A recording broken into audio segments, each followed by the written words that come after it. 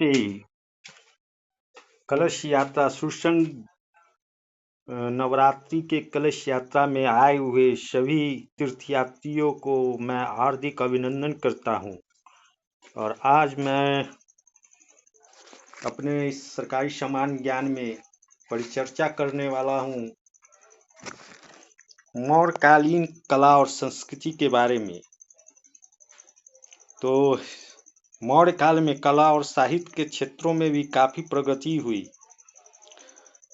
उस काल में कौटिल्य नामक एक बहुआयामी प्रतिभा वाला विद्वान हुआ, जिसकी रचना अर्थशास्त्र एक कालजयी कृति है। कौटिल्य को चाणक्य और विष्णुगुप्त के नाम से भी जाना जाता है। उसी काल में व्याकरणाचार्य पाणिनि की रचना अष्टाध्यायी इस काल की अन्य महत्वपूर्ण कृति है। मीमांसा और वेदांत पर टिप्पणियां लिखने वाला उपावर्ष और चिकित्सा शास्त्री चरक इस काल के अन्य महान विभूति थे। इस काल में स्थापत्य कला उन्नत अवस्था में थी। मेगास्थनीज ने पाटलिपुत्र नगर की सुंदरता का वर्णन किया है।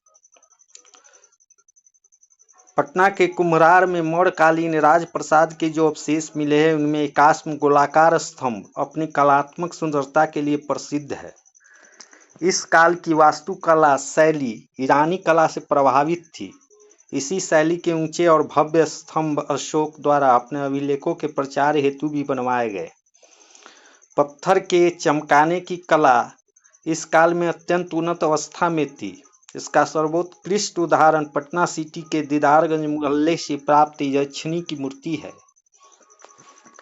राजगीर की सोन भंडार गुफाएं और गया के समीप बराबर पहाड़ियों की गुफाएं भी मौर्यकालीन स्थापत्य के उदाहरण प्रस्तुत करती हैं। इन गुफाओं में बौद्ध भिक्षु विश्राम किया करते थे। मौर्यकालीन कुछ प्रमुख मूर्तियां जैसे कि मणिभद्र यक्ष ग्वालियर से, 2 स्त्रियां वेशनगर से, यक्ष मथुरा परखम गांव से तथा यक्षिणी दीदारगंज से प्राप्त हुई हैं। अशोक मौर्य वंश का प्रथम ऐसा शासक था जिसने अभिलेखों के माध्यम से अपने प्रजा को संबोधित किया था, जिसकी प्रेरणा उसे ईरानी राजा दारा प्रथम डेरियस से मिली थी। अशोक को अभिलेखों में देवा नाम प्रिय और देव नाम पियदसी उपाधियों से विभूषित किया गया है। अशोक स्तंभों की खोज सबसे पहले 1750 ईस्वी में श्री पाद्रेटी फेंथैला ने की थी, जबकि इसके अभिलेखों को पढ़ने में पहली बार सफलता जेम्स प्रिंसेप को 1837 ईस्वी में प्राप्त हुई है। तो ये थे मौर्यकालीन कुछ कला और संस्कृति के बारे में विविध जानकारी। और यहाँ आप लोग हम देख रहे हैं, यह नवरात्र का प्रथम दिवस का मेला है कलश यात्रा का, जिसमें सभी कलश यात्री नगर भ्रमण के लिए निकलेंगे। और अगर आप लोग हमारा ये वीडियो देख रहे हैं तो इसके साथ आपको समान ज्ञान की इतिहास की समान ज्ञान की जानकारी भी प्राप्त हो जाएगी और साथ में आप नगर भ्रमण भी कर लेंगे। और इसके आगे भी हम लोग समान ज्ञान की विशेष जानकारियाँ प्राप्त करेंगे। तो ये था मौर्य काल के कुछ महत्वपूर्ण कला और साहित्य से संबंधित जानकारियाँ।